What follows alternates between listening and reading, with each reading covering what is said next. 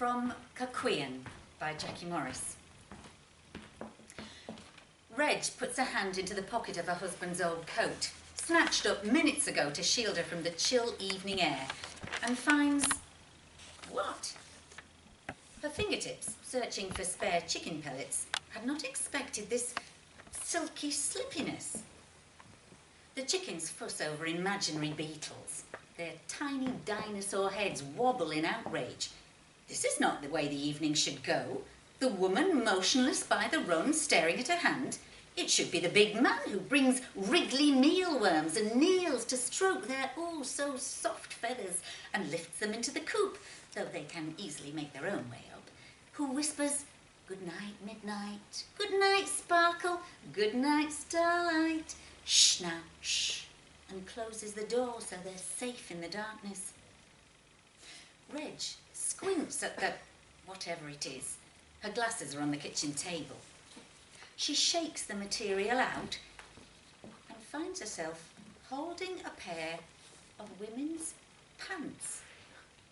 Dark blue lace, or maybe black. Pants seems far too prosaic a word for such wispiness. Reg, who has broadened everywhere since she hit 50, no longer frequents the aisles that stock this type of thing. She sticks one finger through a leg hole and lets the lingerie dangle. It's nearly dark, but she doesn't want to bring it inside. Though, of course, that's where it's been, snug and safe in Richard's pocket. For how long? She heads back up the garden, into the yellow rectangle of light cast from the kitchen window. Perhaps they are a present for her? She holds them as if they were pegged taut on a washing line. They might get halfway up one of her thighs. She raises them to her nose, sniffs. They smell of the sea. A faint, silvery trail on the crotch. Used. Richard has used Lacey panties in his jacket pocket, amongst the chicken pellets and the garage receipts and the extra strong mints he likes to take with him on his afternoon walks. Reg sits on the metal bench outside the back door. Reg and Richard bought this bench from the garden centre when the children were small, to make it easier to take their wellies off. Richard wanted a wooden bench. Is that how it starts? A battle in a garden centre 1,000,000 years ago, somehow leading to used pants in a husband's jacket pocket. Not even a smart jacket, a grimy, earth-stained oilskin. A jacket that's lived quietly on the back of the kitchen door, as if nothing ever happened to it. And all the time it's been privy to... what? He could have found them. Why would he keep them? That would make him... who? Thief? Voyeur? Pervert? Rapist? Adulterer? When did Richard last wear this jacket? Not last weekend. He was away at some chicken fanciers get-together. The weekend before? So many times since he's retired, he's popped out, grabbed this coat with a cheery, "Won't be long." So many times she's watched the tall, white-haired streak of him, hands in pockets, stomped down the garden and out of the back gate. So many times she's been quietly pleased to have him out of the house, shaken her head at the scruffiness of him, hoped he wouldn't meet anyone they knew dressed like that. How can her Richard have these things? Her Richard, with the slightly hunched shoulders, who looks at her carefully over his wire-framed glasses before he speaks, who sat patiently with Matthew night after night as they built Meccano until Matthew deemed it boring, who learned all about miniature lop-eared rabbits for Molly, and who buried their tiny flayed carcasses a year later when the fox got into the run. The man she feels spasm inside her every time he comes, which he still does, albeit not recently. But that, she thought until now, was to be expected after all this time. Darkness creeps up the garden, An owl hoots in the woods beyond the stone wall. The chickens cluck, cluck, cluck, spreading the word that Reg is a Cuckquean. Cuckquean, the wife of an adulterous husband. They hadn't known the word at the pub quiz. 2 glasses of wine in, so she put her hand on Richard's knee and told him loudly she'd cut his balls off, and the whole table had laughed. As if, she'd thought. As if. She's never liked the chickens. They are Richard's retirement project. Hours spent poring over chicken-keeping websites to pick the right breed. Light Sussex, Dorking, Black Rock. Their names reeled out over dinner like some exotic shipping forecast. A 3-hour round trip to a specialised breeder to bring them home. More hours down by the coop as he waited for them to lay their first eggs. 6 months of single-minded attention.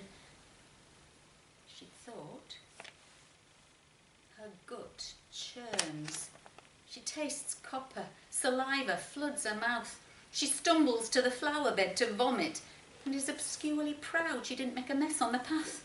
She can still do some things right. What now? Go inside. Phone Richard. How can she? Maybe he's with this woman, this owner of lacy bits of cloth that are so easily bundled into pockets, and not at the pub at all. How can she know? Does she want to know? Reggie, what are you doing sitting in the dark? Here he is, the low, familiar sound of him. The early years of their marriage, she always quickened at the mellow bass of his voice, unexpected from his thin frame. Is this what the skinny, lingerie-wearing other woman likes too? Reg stuffs the pants back into the coat. Oh, hello, she says. Just thinking. You didn't do the chickens, he says, with a note of reproach. He heads down to the run and ushers them in, closes the coop door, does all the things Richard always does. It's like sitting in an audience, watching an actor you've met in real life. Any chance of a cuppa? He asks as he comes back up the path. He looks tired, poor Richard. But that's the old way of thinking. He's tired because he's been out fucking. Because whilst she's been here playing house, he's been out fucking in an alley or in his car or up against a tree in the woods. And the irony of that, she thinks, is it was her who wanted to do all that fucking and him who said no. Too tired, got to get up early, too tired. Until her hands stopped sliding over his back at night and fell between her own legs instead.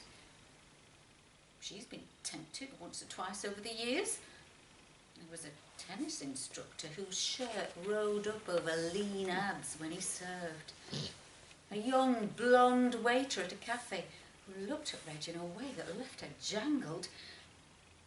But then she'd think of the big bed only she and Richard had ever slept in. Of how to explain to the children, oh my God, the children, that their mother couldn't keep it in her sensible middle-aged pants. And she tidied those thoughts away, focused on all she did have, not what was lacking. In the kitchen, she hangs his coat on the hook while he fusses with 2 mugs and the milk. She's struck by the length of his legs in his battered jeans, the sinews in his arms. Do you remember when we met? Of course. He squeezes the tea bag on the side of the mug with the spoon. You carved our names on that tree. Bloody terrifying. My first kiss, and there I was, tattooed onto a tree with you. They smile at the same time. It's an old story. He never asked why she owned a penknife, even once they were married, when she slept with it under a pillow. These days she keeps it in the kitchen drawer, a relic to remind her how she snagged Glenister's eldest, the one destined for law school after the holidays. Spotted Dick, the lads called him because of the acne spattered over his face.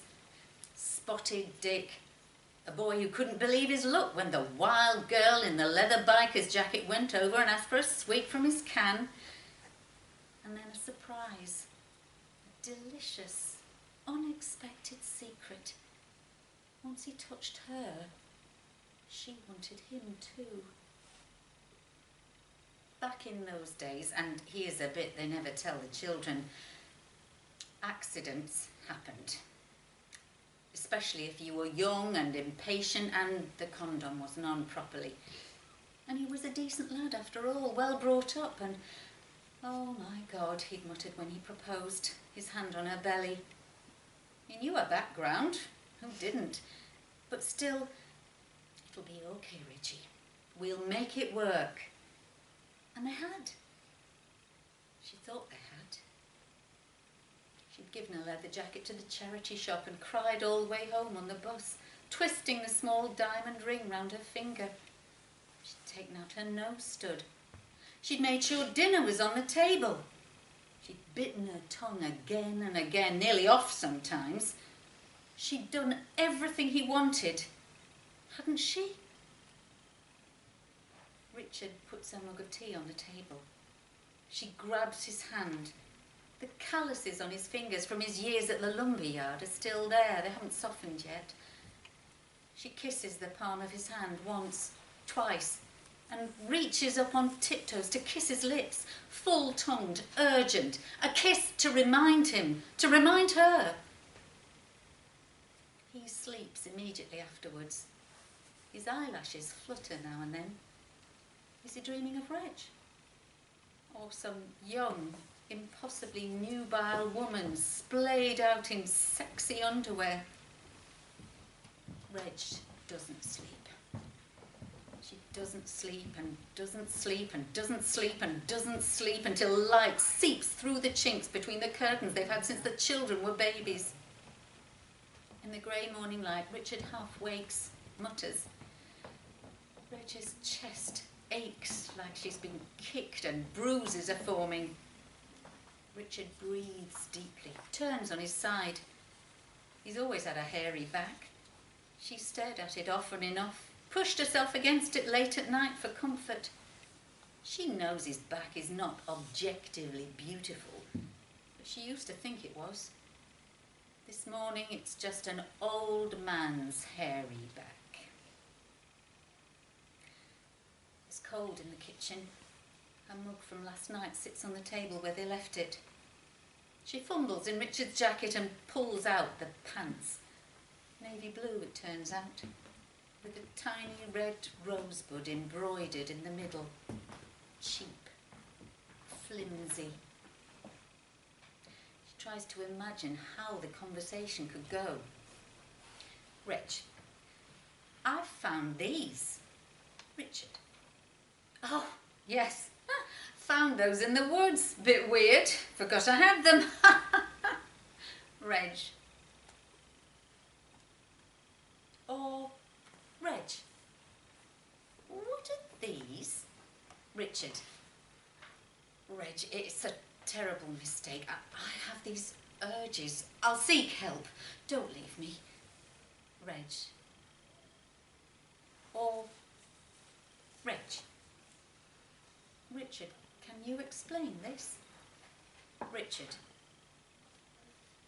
Reg. Richard? Richard, quietly. I didn't know how to tell you. I love her. Reg. There's a rich, buttery slant of light that slides through the kitchen window and warms the tiles at about 2 p.m. this time of year. Reg had assumed she'd always be here to see it, every spring until she died or they carted her into a care home. The thought of it makes the back of her throat constrict until she is saturated with unshed tears, unable to move in case of spill out. She needs to rid herself of this feeling. But how? She stuffs the pants into the mug. Cold tea sloshes out onto the table. Good. Good, but not enough. Whether he's a pervert, or a rapist, or an adulterer, promises have been broken. Promises made in that grubby little registry office. Other more important promises made in their big white bed, night after night, when she woke from the shadows bearing down on her. It It'll be okay, Reggie. I'm here. Nothing can hurt you. Shh, now shh. Night after night before Matty was born, and some nights after too. She takes her penknife from the drawer, flicks it open.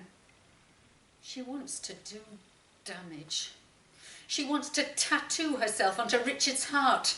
She wants to inflict pain. How much pain exactly does she want to inflict?